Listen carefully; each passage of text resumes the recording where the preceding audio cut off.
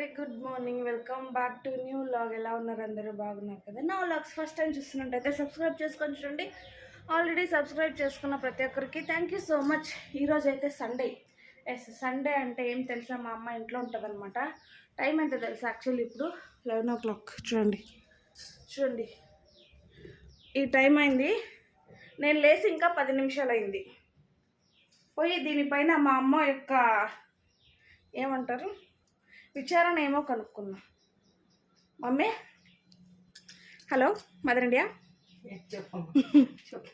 ఏం చేస్తున్నావు? ఎవరి కోసం? నా బిడ్డ కోసం. టైం ఎంత అయింది? 6 గంటలు. ఇప్పుడు లేచిన.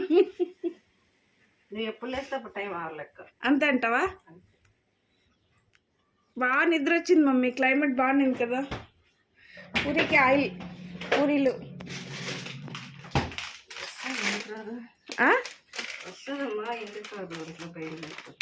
భయం లేదా? మరి లేపచ్చు కదా ముందులాగా 6 గంటలకి. ముందంతా 6:30 అయితేనే లెగే లెగే లెగే అని తిట్టేదాను. ఇప్పుడు ఎందుకు తిట్టట్లేదు? అప్పుడంటే కథ వేరే, ఇప్పుడు కథ వేరే. అంటే ఇప్పుడు నీ మొగుడు ఇంట్లో ఉన్నా, ఇప్పుడు ఇక్కడే కదా ఉన్నా. ఇది మనీలే కదా. మనీ లేని కూడా పెళ్లి చేసి ఇచ్చేసిన కదా, అందుకే లేపలేదా? పెళ్లి చేసి ఇచ్చినందుకు నిద్ర లేపా. చూసినారా? టైట్స్ ఉండు. ఏంది నిద్ర లేపాక? ఎవరు చెప్పింది? అందుకా బా ఏం చెప్పినావు అమ్మా? ఇక్కడ తిరిగి చెప్పు. సర్లే, పూరి తిందాం. అవునమ్మా, ఏం కర్రీ చేసినావు? నేనే చూసుకుంటాలే. ఎగ్ కర్రీ కాలుతుంది మమ్మీ. ఇవి అటుకులు. సరే, అందులో నేను డేట్స్ తింటా. ఫ్రిడ్జ్లో ఉన్నాయా?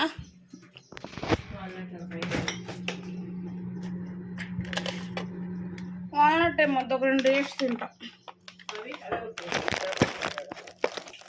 పూరి పొంగుతుంది.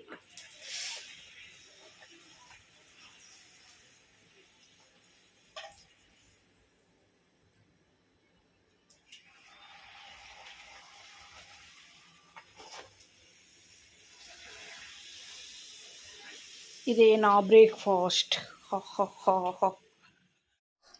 బయట సైక్లోన్ వస్తుంది కదా, సో అమ్మ తలస్నానం చేయొద్దు అని చెప్పింది. కానీ నేను తలస్నానం చేసి 4 days అయింది అనమాట. అది వేరే ఆముదం వేరే పెట్టుకున్నానా రాత్రి. ఇంకా చేయాలని చేసినందుకు. సో ఇక్కడైతే తిట్టుకుంటూ సాంబ్రాన్ని వేస్తుంది అన్నమాట. సో యాక్చువల్లీ ఇలాంటి వేస్తుంటే నాకు ఎంత బాగా అనిపిస్తుంది కదా. యాక్చువల్లీ ఇందుకే వస్తాం అనుకుంటా కడుపుతో ఉన్నప్పుడు పేరెంట్స్ హోమ్కి. మళ్ళీ ఇంత కేరింగ్గా ఎవరు చూసుకుంటారు చెప్పండి? అంటారు కదా, నెలలు నిండుతా ఇంకా కోల్డ్కి కొంచెం దూరంగా ఉండాలని. అందుకే మజ్జిగ ఎల్నీరు కూడా ఎక్కువ వేయట్లేదు.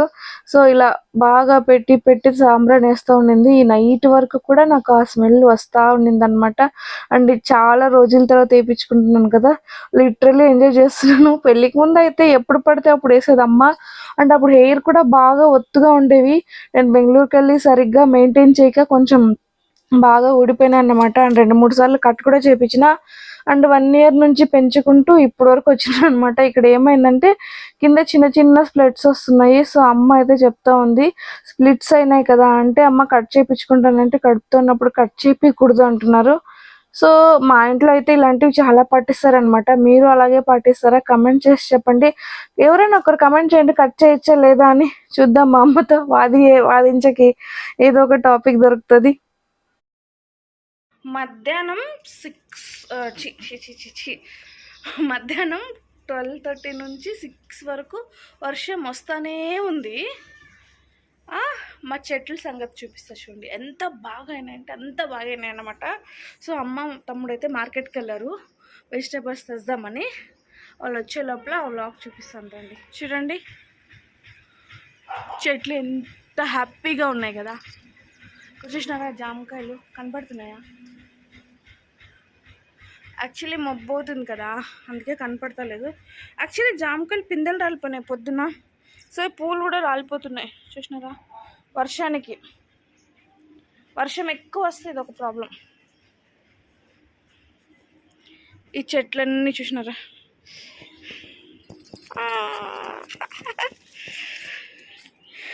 ఇది ఒక ఆట అన్నమాట, ఇలా ఒక ఆట అన్నమాట. కానీ ఒక నెగిటివ్ ఏమంటే ఇలా వర్షం వస్తే నేను వాకింగ్ చేయలేను, కిందంతా బండలు కదా, ఎక్కడ జారుతాయో అని.